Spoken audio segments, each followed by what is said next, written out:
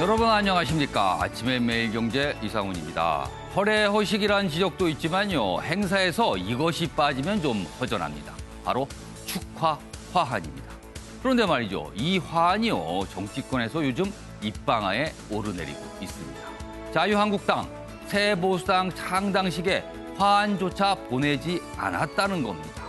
축하 화환이요. 뒤늦게 황교안 대표 이름으로 난 화분을 보냈지만 뒷말은 여전합니다. 왜 그랬을까요? 답은 그걸 결정한 당사자만이 알고 있을 겁니다. 1월 7일 아침의 매일경제 신문 1면부터 출발합니다. 매일경제 1면 기사 자리 잡고 있습니다. 지금요, 미국에서 세계 최대의 가전쇼죠. CES 2020 열리고 있습니다. 미래를 볼 수 있는 곳입니다. 우리의 미래가 과연 어떻게 갈 것인가요? 아이 재우고 펫 반려동물에게 밥도 주고 AI가 내 곁에 왔다. 지금 전 세적으로 AI 경쟁 치열합니다. 그 모습이 이 CES에서도 나타나고 있다는 겁니다. 내용 보면요. 디지털 요람에서 아이가 자고 그다음에 반려견 식습관을 분석해 질병 예방. 뭐 이런 것까지 좀 하고 있답니다. 개막 앞두고 주요 기술 공개됐는데요. 디지털 생활 혁신이 새 화두라고 합니다. 다음은 조선일보 보겠습니다. 이란 핵 개발 카드 빼들었다. 지금요, 트럼프 대통령의 지시에 따라서 이란의 군부 실세가 암살이 됐습니다. 심상치 않게 가고 있습니다. 이란이요, 합의를 깨고 고농축 우라늄 생산 선언을 했습니다. 미국 반격된 이스라엘은 가루가 될 것이다. 이렇게까지 또 얘기가 나오고 있어요. 저 눈이 감돌고 있는 겁니다. 그러자 트럼프 대통령, 이란은 절대 핵무기 못 갖는다. 우릴 공격하면 무차별 보복을 하겠다. 이 얘기 참 논란이 많습니다. 미국의 대통령 입에서 무차별 보복을 하겠다는 얘기가 나오니까 많은 나라들이 많은 걱정을 하고 있습니다. 자, 이번엔 동아일보 보시죠. 이쪽입니다. 청와대 어제 긴급 NSC 국가안전보장회의를 열었습니다. 왜 그런가 하면 중동에 지금 심상치 않은 분위기 때문이거든요. 호르무즈 파병 결론 못 내렸다. 미국과 이란 갈등 격화되고 있는 상황에서 고민이 깊어지고 있습니다. 미국으로부터 우리는 호르무즈 파병을 요청받았거든요. 호르무즈 언급 없이 정세 안정에 기여하도록 하겠다. 이런 원론적 입장만 내놨습니다. 교민 철수 계획, 원유 수급 등 논의한 것으로 보입니다. 고민이 깊어지고 있습니다. 자, 마지막으로 서울신문 보겠습니다. 자, 여기 보시죠. 봉준호 감독입니다. 기생충, 영화 기생충을 만드는 봉준호 감독. 미국 시간으로 일요일이었죠? 5일. 골든 글로브에서 외국어 영화상을 받았습니다. 한국 영화론 최초입니다. 자, 그럼요. 칸 영화제 그리고 전 세계 수많은 영화제 석권했습니다. 골든 글로브도 받았습니다. 하나 남았습니다. 아카데미 시상식입니다. 과연 거기에서 어떤 성과가 나올지 많은 분들이 지금 기다리고 있습니다. 보이시죠? 자신감이 철철 넘치는 모습 사진으로 딱 포착이 돼 있습니다. 대단합니다. 자, 지금까지 일면기사 짚어봤고요. 오늘도 네 분 패널 나오셨는데요. 한 분씩 소개해드리겠습니다. 먼저 윤경호 매일경제 논설위원 자리하셨고요. 김우영 전 청와대 비서관도 나오셨습니다. 그리고 조대원 전 지역경제진흥원 원장 그리고 양지열 변호사 나오셨습니다. 안녕하세요. 안녕하십니까.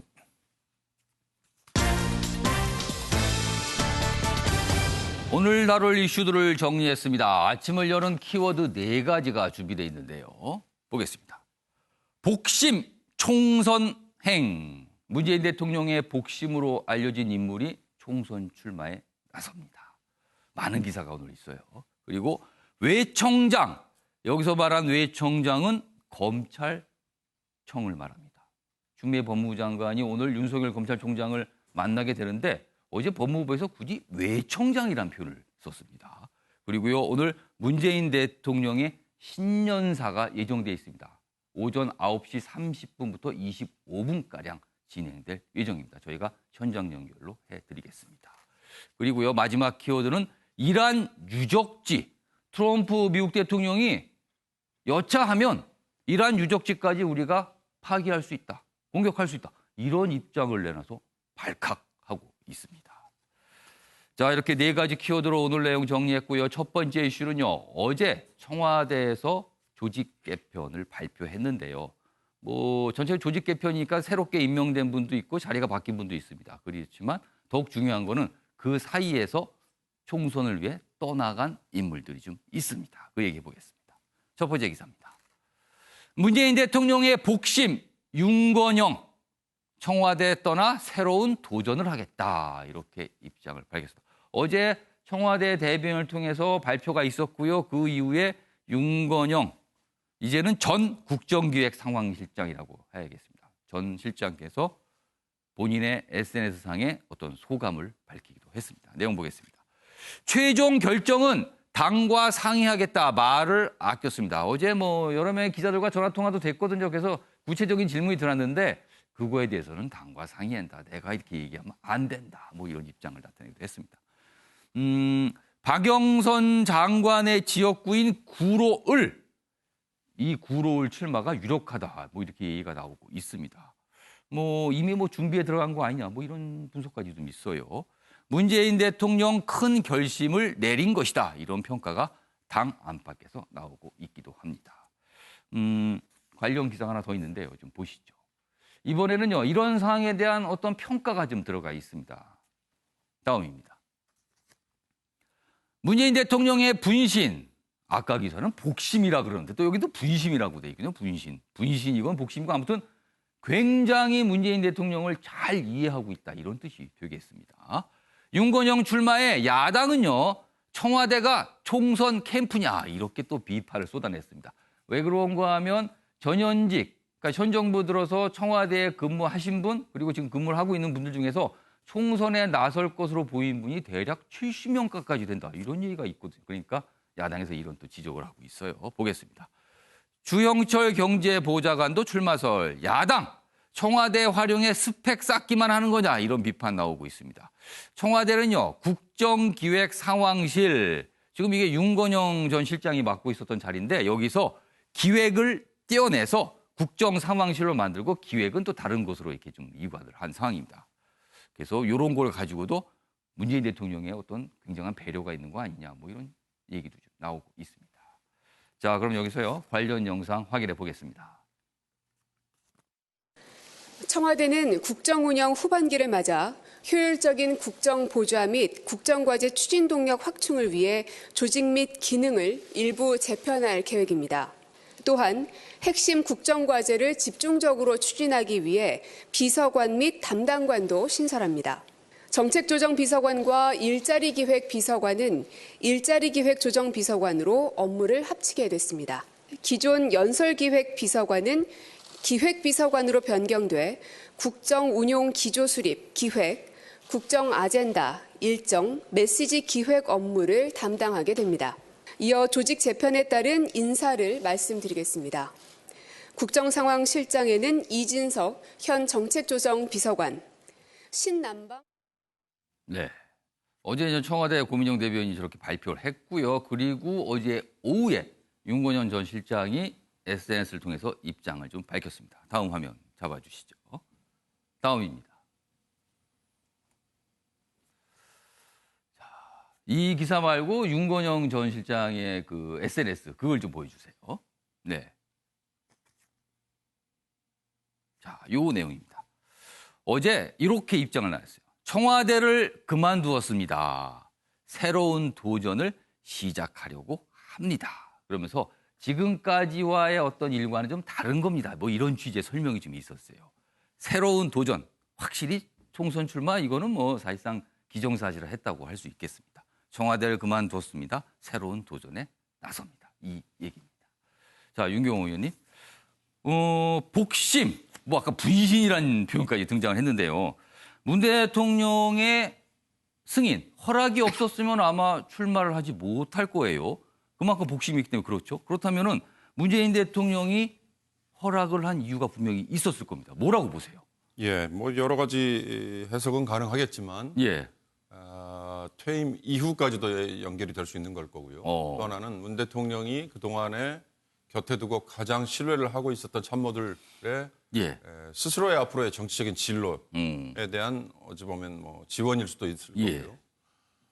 저는 뭐 윤건영 실장이 사실은 어제 청와대 조직 예. 개편의 핵심인 것으로 지금 언론에서 다뤄지고 있습니다만 예. 이게 오히려 부담이 될 수도 있다는 생각이 들어요. 아. 그러니까 지금 얘기한 대로 문 대통령의 복심, 예. 분신이라고 예. 얘기하는데 두 가지 측면입니다. 하나는 지금 사실 총선이라는 게 예. 본인들의 지역 연고가 있는 지역에 오랫동안 공을 들이거나 또 예. 뭐 직접 간접적으로 경험을 쌓은 곳에 주민들의 선택을 받는 제대로 된 의미인데 예. 전혀 상관도 없는 예를 들어서 단지 유명세 하나만 가지고 아. 구로을 지역이라든지 또 예. 경상남도 양산 예. 문 대통령의 고향에 문 대통령의 분신을 보낸다. 예. 물론 뭐 통할 수도 있을 거예요. 예. 거기 이 지역에 있는 예. 문 대통령의 지지 그룹들이 저분은 문 대통령의 분신이고 복심이기 때문에 예. 우린 뭐 무조건적으로 받아들일 수 있다. 물론 뭐 그렇게 해서 통할 수는 있을 겁니다. 그러나 예. 생각해 볼 필요는 있는 거예요. 사실 우리 이 대의 정치가 예. 그런 점에서 제대로 돌아가고 있느냐. 어. 어찌됐든 지금의 정부 여당은 예. 뭐 정부는 빼고 지금 여당은 예. 더불어민주당은 이번 총선의 승리라는 게 어. 가장 뭐 지고지상 예. 지선의 과제이기 때문에 예. 어떤 방식으로든 어떤 인물을 내세우든 간에 승리를 해야 되는 건 맞지만 예. 그러나 전 이 절차와 과정에서 나중에 유권자들이 어떻게 평가할까 봐야 될 것 같습니다. 그러니까 윤교 의원께서는 과연 그런 출마련 지역구에서 그동안 얼마나 많은 지역 활동, 주민들과 접촉이 있었냐 이거에 대한 질문을 하시는 거고요. 그리고 다시 생각하면은 문재인 대통령의 어떤 후광만을 기대서 총선을 바라보는 거 아니냐 이런 지적도 분명히 야당 쪽에 나오고 있습니다. 그 지적을 또 해주셨어요. 자, 김우영 전 비서관님. 아까 고민정 대변인이 발표한 내용도 있고 아까 기사에 소개됐는데 윤건영 전 실장이 맡았던 자리가 국정기획상황실장입니다. 근데 이번에 청와대 조직 개편을 통해서 그 기획이 떨어져 나가서 국정상황실장을 바뀌고 기획은 다른 자리로 갔거든요. 다른 것도 합해졌어요. 이런 걸 봐서는 조직 개편까지 이루어지면서 이 윤건영 전 실장이 출마를 하게 되는 거거든요. 그만큼 어떻게 보면은 공백을 막기 위한 청와대의 어떤 고민이 있었다. 그리고 어떻게 보면 그만큼 문재인 대통령의 배려가 있었다. 이렇게 또 볼 수도 있을 것 같아요. 어떻게 보십니까? 예, 우리 문재인 대통령께서는 예. 정치에 있어서 출마의 문제는 예. 정치인의 도리로 보고 계세요. 아.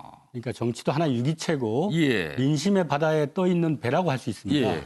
그 배의 선원이 바다에서 고기를 잡으려면 당연히 예. 바다로 뛰어들어야 되겠죠. 어. 그리고 민심하고 끊임없이 교류를 하면서 예. 즉각적인 판단과 평가를 받아야 됩니다. 어. 그게 이제 책임 정치죠. 예. 청와대의 국정 상황을 예. 이끌었던 윤건영 실장이 예.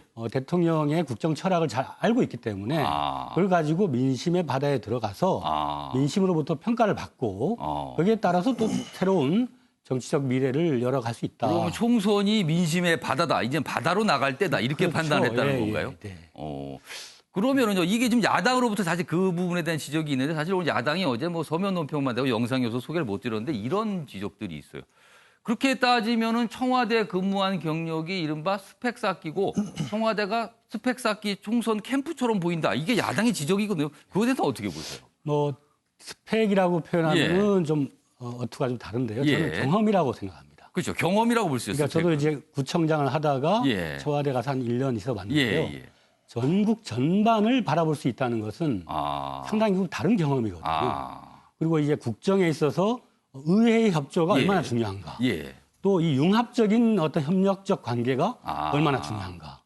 또 미래를 바라보고 내다보는 통찰력이 얼마나 중요한가. 그런 걸 느낄 수 있는 어떤 하나의 경험적 자산을 청와대에서 획득을 했기 때문에 그런 자산을 가진 사람들이 국정 발전을 위해서 나아갈 필요가 있다고 생각합니다. 그러니까 청와대 근무를 통해서 국정 전반을 보는 눈을 키우고 그것이 자산으로 갖춰진 인물들이기 때문에 총선이란 바다에 나가는 건 어찌 보면 당연할 수 있다. 이런 설명이시네요. 네, 지금. 그렇습니다.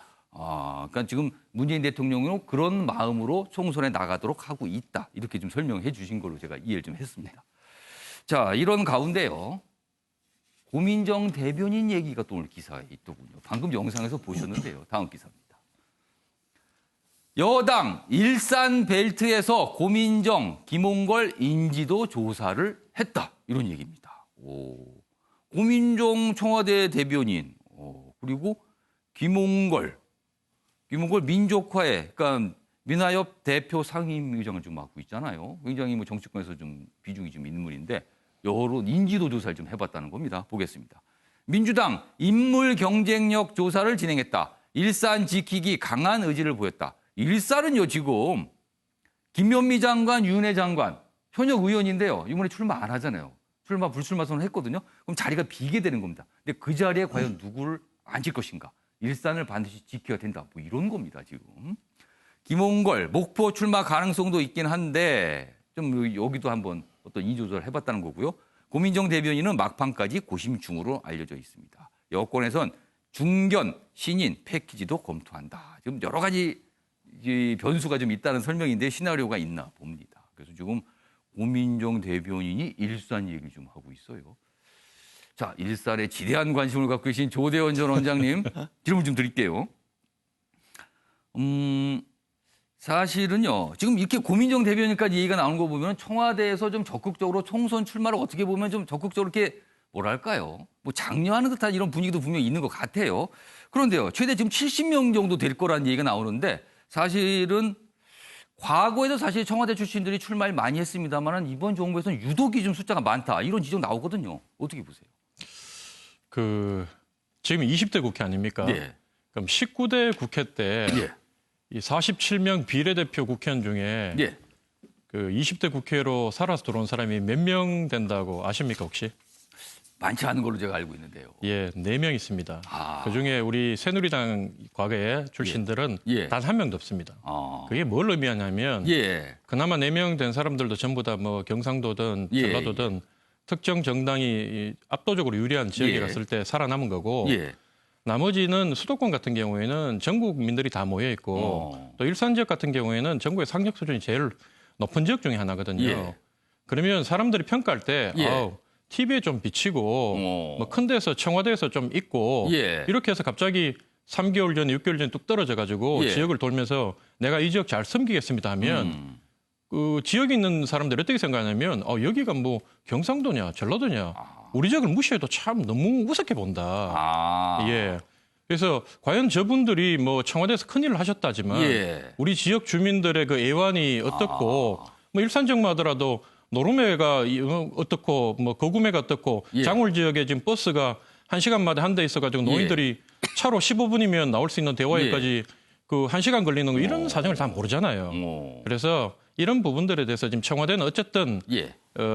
친문 핵심들을 어쨌든 국회로 많이 넣어서 예. 후반기 전국을 안정시키려고 하는데 그런 의도가 쉽게 먹히진 않을 거다. 저는 그렇게 판단합니다. 금융정 비서관님, 지금 뭐 조대원 전 의원님 말씀 듣다 보니까 한 가지 제가 생각이 나는 게 어제 이제 청와대 개편 얘기했는데 강기정 정무수석 얘기가 안 나왔어요. 사실 그동안 총선 출마 의지가 강하다 이런 얘기가 좀 있었는데 빠졌습니다. 그렇다면 총선 출마가 좀 불가능해진 건가요? 어떻게 된 겁니까? 네, 강기정 수석은 제가 같이 일을 했기 때문에 예. 잘 압니다. 예. 그 이전에 이제 그 광주광역시장에 예. 출마를 한번 했었어요. 도전하셨죠. 예, 그 실패가 있었고 예. 국회에도 이제 3선 의원을 했기 때문에 예. 국회에서 한 번 더 하는 것보다는 오. 국정을 좀 반석에 올려놓겠다. 예. 대통령님을 잘 보좌를 해서 정무적으로 관리를 잘 하겠다. 이제 그런 쪽으로 이미 결론을 내리고 그러면 향후에 내각에 들어갈 가능성도 있는 겁니까? 그것까지는 뭐 제가 잘 모르겠고 그 인사권자가 판단할 일인데 예. 강 수석은 아무튼 대통령님 보좌 일에 예. 전념하겠다 이렇게 결심을 했습니다. 아, 그렇군요. 그러니까 총선 뭐 이래서 국회의원 한 번 더 되기보다는 이 국정에 대해서 대통령을 보좌하는 쪽을 선택을 한 거다. 이렇게 좀 설명을 해 주셨네요. 어떤 분들이 또 아침에 제가 방송 중에 이걸 또 물어보시는 분이 있어서 제가 답을 못했습니다. 그분께. 그래서 제가 지금 질문을 좀 드렸습니다. 양지열 변호사. 자, 최대 70명까지 나올 수 있다 이런 분석. 근데 그게 뭐 사실 맞아 들어가는 것 같아요. 지금 굉장히 많이 나오고 있는데요. 근데 사실은요. 지금 더불어민주당의 지역구 의원 숫자가 116분입니다. 자, 그분들 중에서 불출마 선언 한 분도 있지만 상당 부분 거의 100명 가까이면 또 출마를 하게 되거든요. 그렇다면은 청와대 출신 70명과 겹치는 부분이 굉장히 많을 겁니다. 그러면은 지역구를 놓고 경쟁을 해야 되거든요. 아, 자칫 과거의 전례를 보면 이럴 때 항상 잡음이 밟아지고 잡음이 생기거든요. 이번에는 어떨까요? 잡음은 불가피하겠죠. 말씀하신 거에 비춰본다면. 예. 그런데 이제 결국에는 어떻게 보면 이제 선거, 특히 이제 후보를 결정짓기 전까지 예. 구성 과정 같은 것들이 당으로서는 일종의 축제처럼 만들어지면 예. 이게 잡음은 끼지만 이게 잔치판이라고 하는 것은 그 자리에서 꼭 좋은 얘기만 오가는 건 아니고 툭탁툭탁 거리는 사람들도 예, 있기 예. 마련이고 예. 여기서 뭐 미담이 오가기도 하고 그렇지 않습니까? 예. 그런 것들 하나하나가 화제를 모으는 거고 예. 사실 이제 20대 국회에 대해서 특히 이 국민들의 실망감 같은 거 기존 국회와 너무 똑같다. 사실은 실망감을 떠나서 어떻게 보면 정치 혐오까지도 그렇죠. 컸어요. 그렇기 때문에 여당으로서 가장 예. 급한 거, 청와대로서 가장 급한 점 하나가 예. 선순환으로서 새로운 모습을 보여주는 건데 인재 영입도 필요하지만 예. 어느 정도 검증된 사람들, 그러니까 당정청이 한꺼번에 조를 맞출 수 있는 사람들이 예. 많이 들어가 주는 것도 동시에 필요할 것 같아요. 게다가 이제 집권 4년차 들어가다 보면 예. 청와대는 청와대 나름대로 어떤 새로운 인물들이 또 예. 일을 해줄 것이 필요하거든요. 예. 그런 여러 가지 것들이 지금 섞이면서 많은 인물들을 내려내고 청와대는 청와대대로 들어오고 또 그것들이 당으로 흘러가는 예. 그런 구도를 계획한 게 아닌가 싶습니다. 자, 지금 어제 청와대 개편 그 발표 내용과 관련해서 이제 총선과 연결 설명을 들어봤는데 네 분 말씀 시청자 여러분 들어보셨죠? 청와대 출신들이 출마하는 이유 그리고 또 그거에 대한 문제점 동시에 많은 분들이 네 분께서 하나씩 지적해 주셨으니까 시청자 여러분께서는 잘 판단해 보시기 바랍니다.